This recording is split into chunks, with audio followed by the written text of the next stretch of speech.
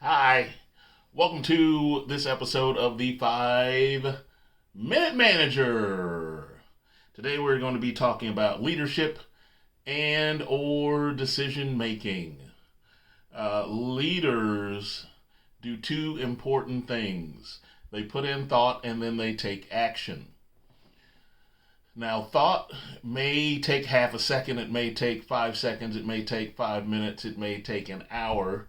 If it takes you longer than an hour, then perhaps that decision that you are about to make may be above your pay grade. That is fine. There are decisions that you probably should not be making. And those should be some very clear decisions. Anywho's, thought must come before the action. Leadership is a teachable, coachable, developmentable, is that a word? Probably. It is now. Skill. If you work on it and you work to consciously improve it, it will improve. If you do not work to improve it, it will not improve, and odds are it will get worse. It is like any other skill, whether it be math, shooting a basketball, putting a ball, learn how to make macaroni and cheese or whatever. The great thing about leadership is it takes absolutely practically zero physical capabilities whatsoever. It is a choice of mental and conscious action. Decision making number one. I got a big ass board here that you really can't see because the camera's too close. Decision making number one. Think before you act. Before I make this decision, what are going to be the ramifications of my decision? Making a decision is like throwing a rock into a pond, is the simplest way that I can explain it for you. You may throw a rock into a pond and it may make a giant splash immediately. You may throw a rock into a pond, it may make no splash at all. But after that rock enters the pond, there will be waves and ripples. Those waves and ripples are the collateral results of your decision. For example, if I am having issues with employee number 3, before I just tell employee number 3 to go home, what are the ramifications of that decision? If employee number 3 is one of 3 closing cooks, and then that leaves me with 2 closing cooks, and also leaves me with maybe one A player cook and a C or D player cook, and we still have an hour and a half to 2 hours of decent traffic to go, then perhaps I need to find a different solution or hold off on my decision because there are ramifications to that said decision. Next up, every decision has multiple consequences. Just because, we want to blow up building A, well, once that building collapses, it causes damage to the buildings around it. And that damage in these cases, in hospitality management, is the experience of the guest. It is the experience of your fellow employees, the people that labor under your care. It is also the experience of yourself, and so on and so on. So before we make great decisions with consequences, we have to think of all of said consequences. Next up on my board is inaction must be a conscious choice. Being a leader requires taking action. Doing nothing does not make you a leader in that situation. The only time doing nothing in that situation is if it is a conscious choice. For example, there are times that I am brought some issues And my first action is to allow the quote unquote grown ass adults to see if they could figure these things out for themselves.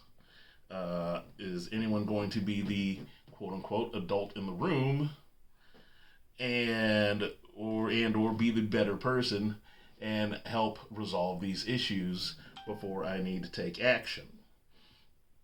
Developing onward here, bring me issues of employee number 4 does not really listen to directions, does not get along well with others. I'm going to let manager A and then manager B take some action and try and teach, coach, and or counsel employee number 4 before I take my action. And my action in that case is this person can't really get along with 2 teams of people, and therefore they will no longer be employed here. So actually, my quote-unquote inaction has levels of action to it. Question that you should ask yourself: what are the consequences of my actions? We have covered that, I think, fairly well. Managers must be able to de-escalate a situation. The definition of de-escalate overall is to reduce the intensity of a situation. It is to bring it down a notch. Unfortunately, lately, we have escalated several situations, so to the point of whereas I'm not even really being given a hand grenade without the pin in it, I'm being given what's left after the hand grenade has gone off. We are not de-escalating the situation. De-escalating sometimes requires taking a few minutes and hopefully allowing the quote-unquote grown-ass adults that we are dealing with to gain some freaking common sense. That does not always happen, but we must also be able to figure it out so we're not taking a situation and turning it into a giant dumpster fire. De-escalate. Finding a sensible and reasonable resolution without causing a dumpster fire. Sometimes you're just going to have to make a dumpster fire and bring out the fire extinguishers. That is probably a 1 in 15 kind of occurrence. There need to be levels of de-escalation. I'm going to try this. I'm going to try that. I'm going to try that. Okay, there's absolutely nothing else I can do in this situation. And then it needs to proceed down that path. Next up, when we're talking about, look at my big board. I actually did notes. I did notes today. What are the consequences of my actions?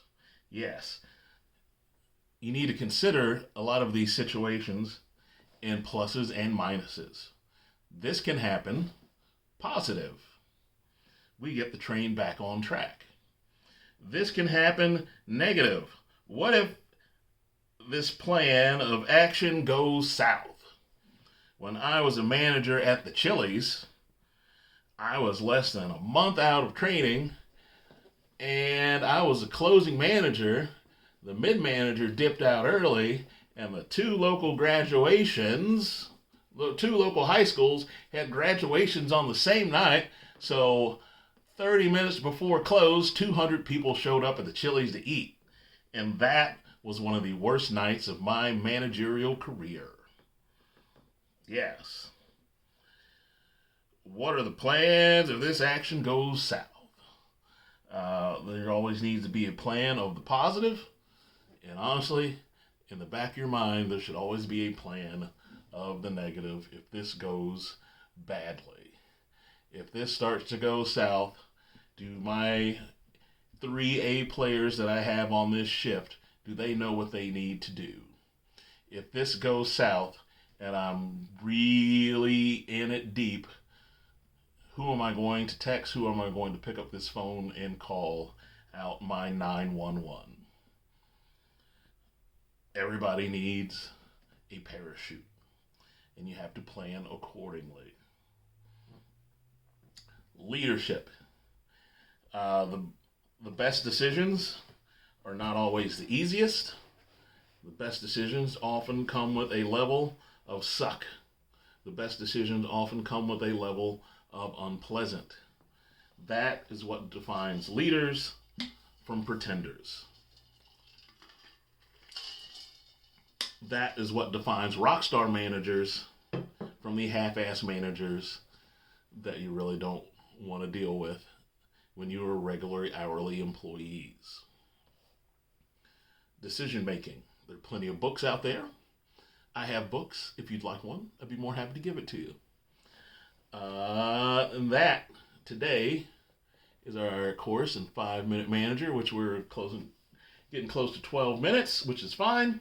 Decision making, leaders take actions. Leaders consider the team, the guest experience, the employee experience before they consider their own. One thing that I forgot to write down. Before we take action, remove all or as much emotion from the decision you are about to make as humanly possible. If you want to get it a little sideways, allow your emotions to influence your decision making.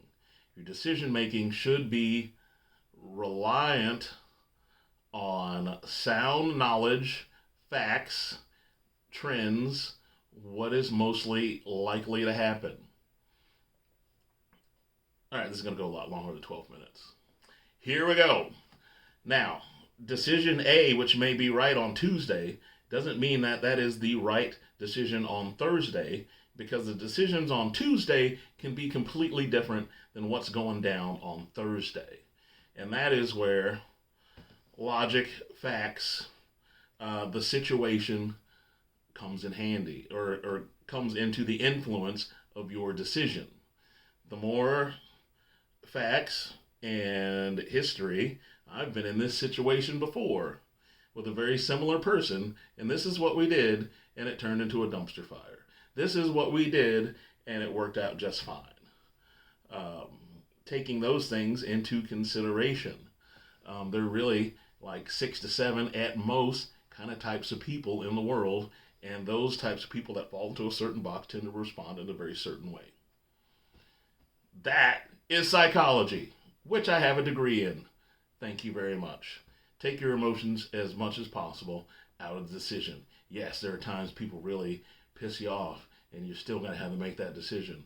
But that decision needs to be based on logic. Yes.